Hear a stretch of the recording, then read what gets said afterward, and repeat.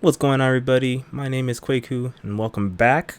Today, by popular demand, I'm going to do some more xCloud related news, not necessarily Xbox related news, because I feel like you can get that anywhere, but xCloud. So, in this video, I'm going to talk about a few kind of the requirements and some things to look forward to with xCloud, and some things to not overdo your expectations with xCloud, because as much as it is a new thing for us fans of Xbox, game streaming as a whole is not new in that, PlayStation Now has been doing this thing for quite some time. We had like Gaikai and On Live, and yeah, I think that's about it so far. So without further ado, let's talk about xCloud.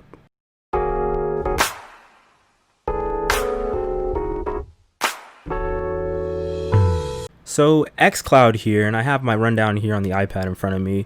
xCloud is Microsoft's game streaming platform, and when it launches later this fall, around September timeframe, it's gonna have apparently a new name. I don't know what the new name is, but it's gonna have, an actual name and not just called Project xCloud.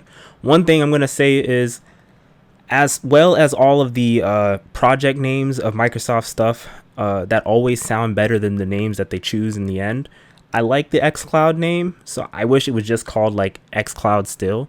But it is what it is. It's going to change. Now, for the requirements for being sane in using xCloud, I can tell you right now, for a good experience, you're going to want to stream. If you want to stream to your Xbox home console, like stream the content from that console to like your phone or your tablet device, whatever you're using, you're going to want that console to be connected to a wired connection. So that's like with an Ethernet cable, an RJ45 cable.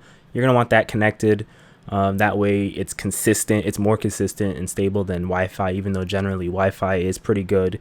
Microsoft, I saw this news here, it says here, console for a minimum speed of 4.75 megabits per second. So that's not bad at all. That's actually very, very low to get a good thing. As you saw the video in the past, if you have that video that I did, I have the ridiculous connection. I have over 300 megabits per second in my connection. I don't know what's going on, but it was 12:30 p.m. and it was still kind of stuttering, so I hope that gets improved in the future. Here it says, and a max of 9 or more megabits per second for the optimal experience. And it says, keep NAT port 3074 open for an optimal experience. So then the next thing you're going to want to have if you want to experience xCloud really well, if you want to experience it really well on like your phone here, like my Galaxy Note 10 Plus here, you're going to want, I have some recommended peripherals coming up and also that are already out that I would say pick up if you want to experience it really well. And I'd say pick up the Razer Kishi. The Razer Kishi is like that Nintendo Switch Joy-Con style thing where you can kind of pull it apart and close it and stuff so you can fit around whatever phone you're using. I'd say get that. I think it's $79, but I'll put all that stuff. You'll see it as I'm talking about it.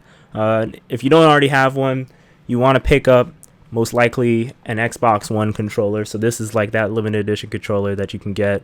I'd recommend getting that because it is xCloud. So if you are a fan, I'd say just use your Xbox One controller.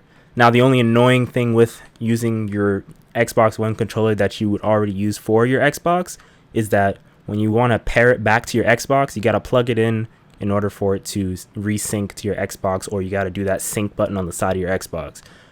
When you sync this via Bluetooth to your phone or tablet or whatever it is, it kind of like drops that connection and uses the only connect. It's like it doesn't have memory profiles or anything like that. So you want to keep switching. So I'd get a separate controller of some sort for that device so you can start streaming on it.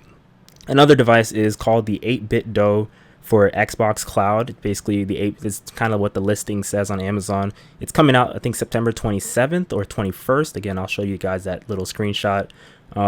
That's a kind of like a Super Nintendo looking controller that has the clip included. So it lets you mount your phone on it, and the clip is already included. So if you saw that thumbnail that I did for the xCloud video, you can see that it'll kind of feel like that, but only it'd be much more compact. And then maybe next week or so, maybe I'll do a wildcard video this week, another wildcard, and I'll unbox a actual game clip, game controller clip that you can connect to your Xbox Xbox One controller, and then it'll clip it to your phone. Simple as that. I found it at Best Buy for like $9.99, so I'll pick it up probably later today as I finish this video, and I'll show you guys in a future video Or I would say pick up the Power A gaming clip for Xbox controller. That is the exact name for it.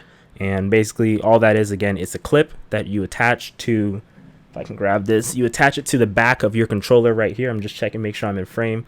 Yeah, you attach it to the back of your controller, and then your phone kind of sits on top of it like that.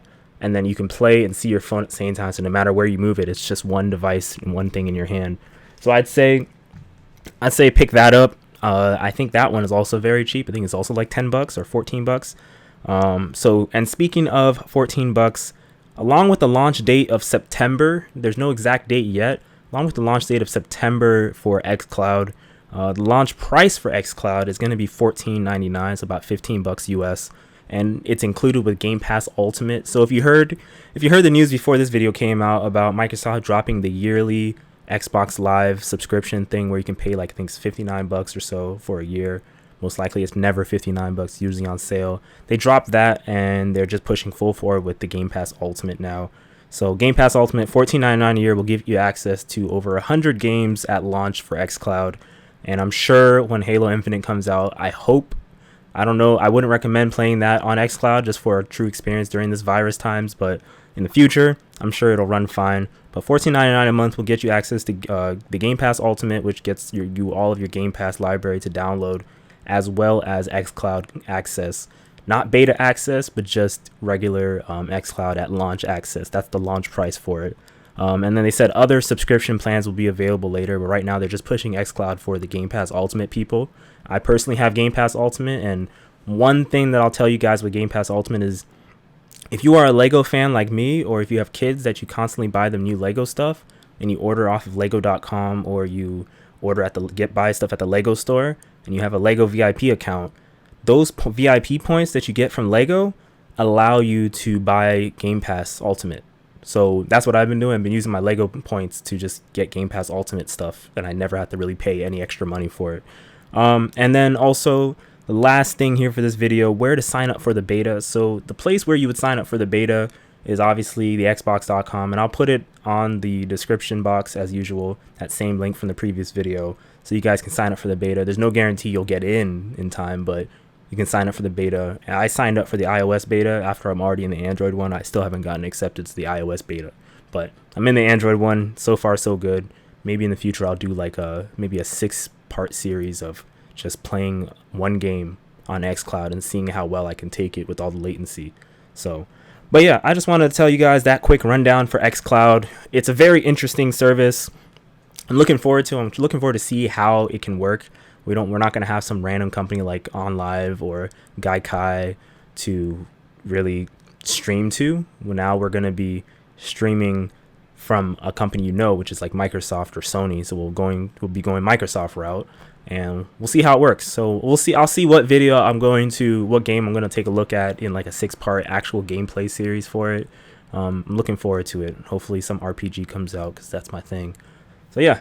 If you have any questions about this video, if you have any other recommendations that you want me to take a look at, let me know in the comment section below, or just follow me on Twitter as usual, NXT Windows. I'll show it on the screen. Or send me an email, NXT Windows, I believe, or Next Windows, NEXT. I'll put it on the description box as well, whatever it is, at gmail.com. You can send me all those lines, whatever it is, because YouTube doesn't have an inbox system anymore. And yeah. Take care, everybody. Hope you have a great day, and prepare for Thursday for the constant launch games that you're going to see for xCloud and the next generation Xbox Series X. Take care.